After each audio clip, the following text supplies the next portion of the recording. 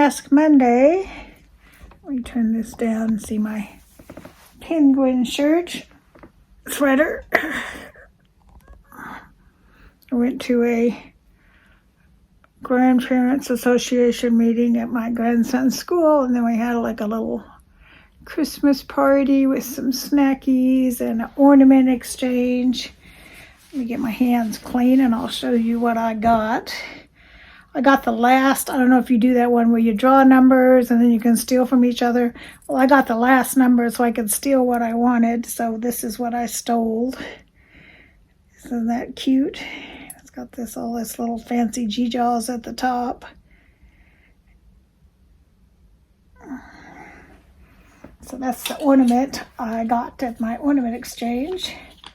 My mask is from my Babyface Diaries subscription that I'm going to cancel because it's $10 for 2, or for 4, I mean. And you can get them for $1 if you look around. So I'm going to cancel it. But I haven't done it yet. But anyway, it's vitamin E, which is supposed to be good for you. I'm sure it's 15 minutes.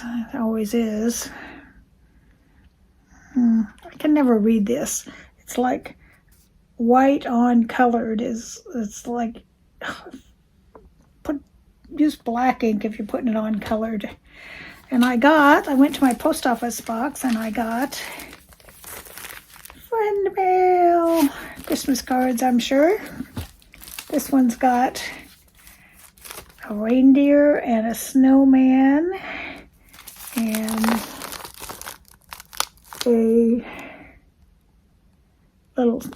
another little snowman. Well, reindeer and a snowman's on the back, candy cane on the front. Duh. So I'm going to open this backwards so that I can save the address because I don't think I have her address. This is from Melissa Dougie.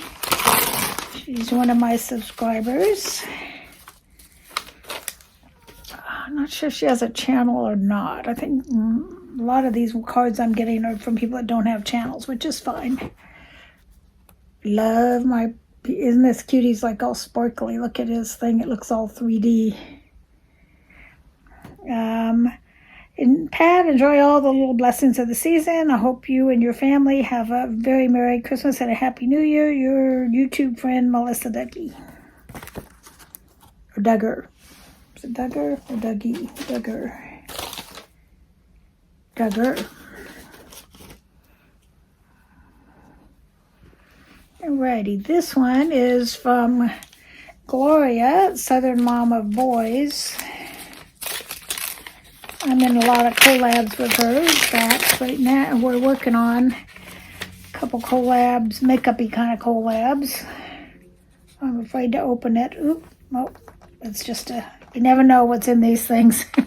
It's face mask. Perlice, Blue Lotus, and Seaweed. This is one of her favorites, so she's passing them on. It says, Merry Christmas. Have a warm and cozy holiday with those you love. Hope the holiday season brings you lots of joy. Your friend Gloria.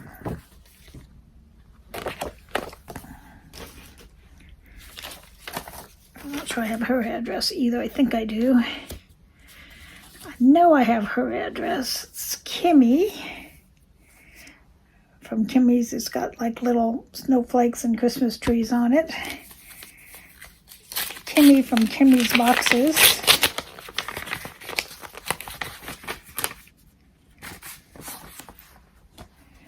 Never know with her. Nope, nothing in it. It says Season's Greetings. And she always likes to draw something. She drew a little Christmas tree with candy canes on it.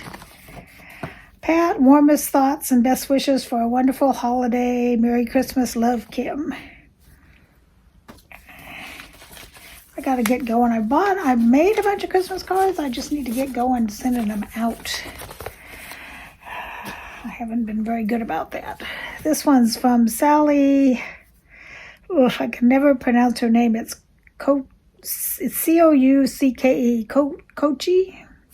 I don't know. I'm terrible about pronouncing her name. She's been a winner in a couple of my collabs, at least one, but I still can never pronounce her name.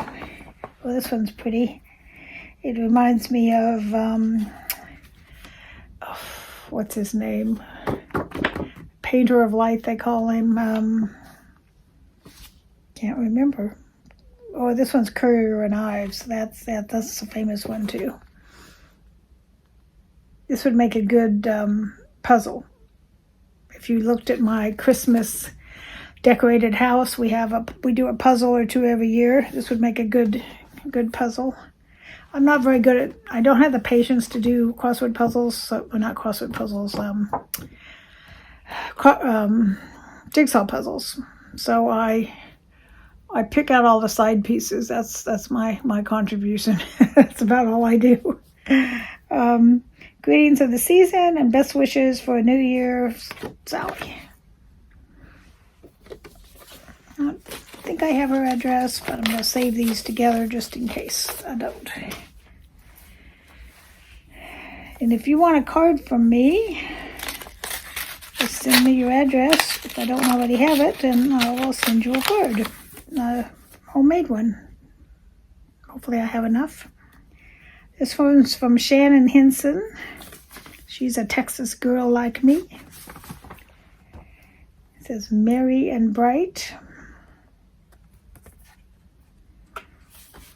Wishing you a Merry Christmas always, Shannon.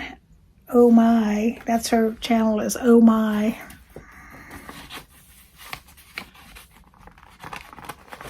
And I believe I have her address too. Oh, it's got the same picture. It's got this, the lantern on the front, and then it's got the lantern on the back. Getting kind of hot in this sweater. It was cold this morning, and now I'm getting a little warm. I might have to change into a t-shirt. Texas has crazy weather. Was it yesterday or the day before? It's went up to like 79 and then down to like 39. That's Texas for you, crazy weather. It's supposed to start getting cold, for us cold anyway, down in the 30s tonight. It's not cold out, but it's super windy, which makes it feel cold, you know what I mean? So you guys say you like my stories. So I'm trying to think of a Christmas story to tell you. Oh, I'll tell you one. When I was a kid, we were pretty poor. We lived in a trailer park, and we had this. The trailer we lived in is like camper size. It was 8 feet wide and 24 feet long. So you can imagine how small that was for a family of four. And my sister and I, there was like a little living room, a little kitchen, and then a hallway, and then a bathroom, and then my parents' bedroom. And in the hallway was a set of bunk beds with drawers underneath the bottom one. And that was our bedroom. No closet, no nothing. We had just no privacy. We were our bunk bed was in the hallway. That was it. And then we moved up in the world and we got a little bit bigger trailer. So this story involves the little bit bigger trailer we were in. My mother worked full time, which back when I was a kid, that was very unusual because we're talking back in the 50s and women didn't work full time back then. She and my dad worked at Montgomery Wards. Remember Monkey Wards? Everything I owned came from Monkey Wards. That's what we called it. I'm not sure why, but it was called Monkey Wards.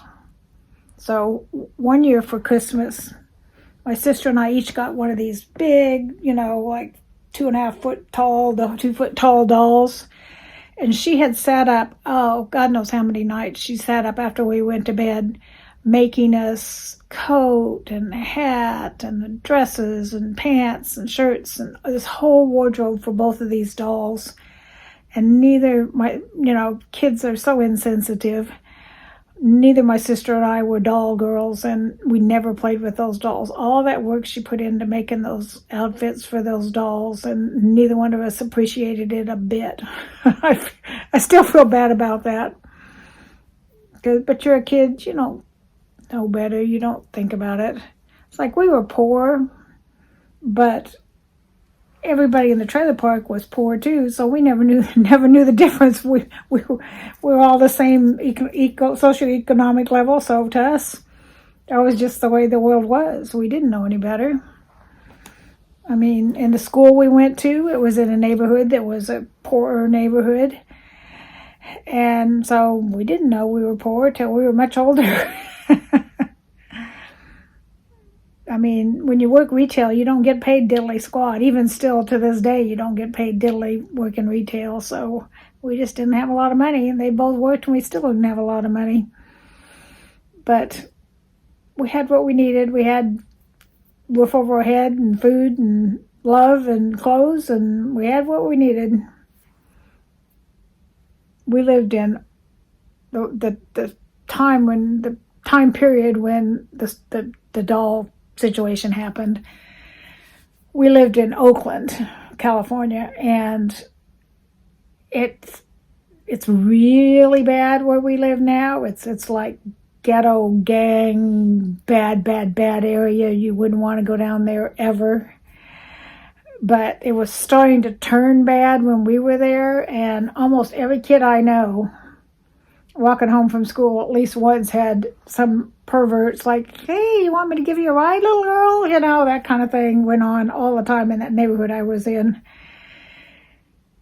In little beginnings, gangs weren't a big thing back in the 50s, but there was some violence and stuff, you know, but we got out of there after a couple of years and moved to Phoenix, which was a much better situation. I loved living in Phoenix.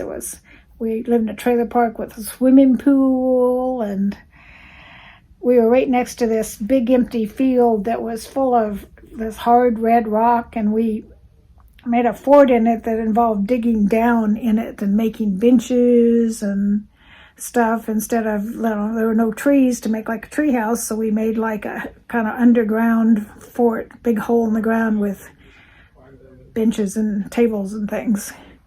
So anyway, I've got to get going. I got stuff to do. This is just about done. So I will see you real soon. Hope you have a wonderful Mask Monday. And thank you to all my friends who sent me goodies, Christmas cards. I will return the favor. And I'll put my P.O. box below if you want to, or my email below. If you want to send me your address, I'll send you a Christmas card. Have a good week. Bye-bye.